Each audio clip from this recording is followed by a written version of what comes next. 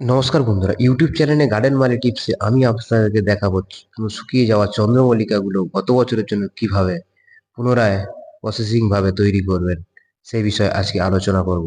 চন্দ্রমল্লিকা সাকার কিভাবে রাখবেন পুনরায় গত বছরের জন্য সেই বিষয়ে আমি আজকে দেখিয়ে দেব। চন্দ্রমল্লিকা চলুন দেখে নিই। 4 ইঞ্চি উপর থেকে চন্দ্রমল্লিকার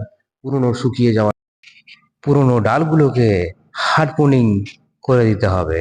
হার্ড প্রুনিং করে দেওয়ার পর এই যে নিচে শাখাগুলো বেরোচ্ছে, এই শাখাগুলোকে পুনরায় সেট এরিয়া রেখে ভালোভাবে তৈরি করতে হবে।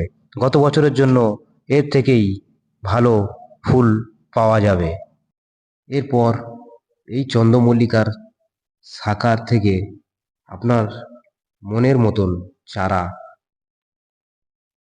তৈরি করতে পারবেন। যদি জুলাই আগস্টে আপনি এর থেকে একটা শাখার থেকে যদি চারা তৈরি করতে পারেন, তাহলে খুব ভালো ফুল হবে। মিনিমাম 1.5 থেকে 2,000 ফুল অতি অবশ্যই হবে। এই ছোট্ট শাখার থেকে তুলে আপনারা ছোট 4 ইঞ্চি পটে রেডি করতে পারেন।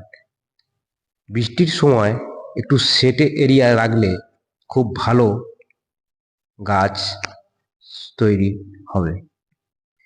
এবং এই যে চন্দ্রমল্লিকা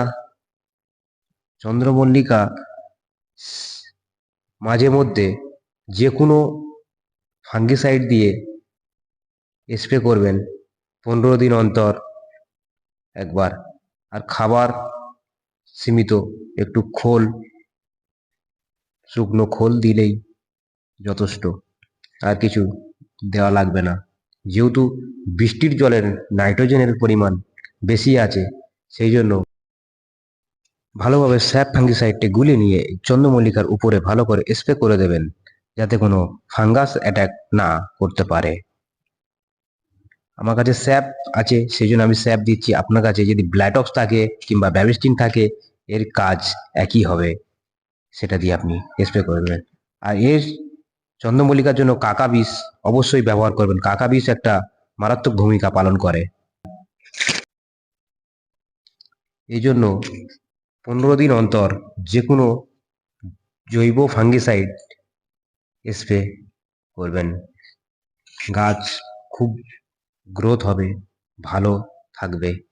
এবং পুনরায় গত বছরের জন্য এর থেকে চন্দ্রমল্লিকা চারা রেডি করবেন।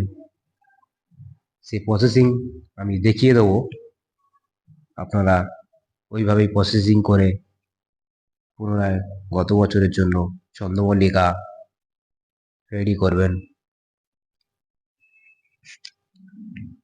দেখে নিন, আমি সব শাখাগুলো রেখেছি। আমার কাছে টোটাল 30টি ভ্যারাইটি আছে। প্রত্যেক সাইটেই আমার চন্দ্রমল্লিকা আলাদা আলাদা কালার আছে। এখানে আমার 10টা কালার আছে। নমস্কার বন্ধুরা, পরের ভিডিও আমি জুলাইয়ের 1 তারিখে দিয়ে দেব। আপনারা সময় করে দেখে নেবেন। প্লিজ চ্যানেলটিকে সাবস্ক্রাইব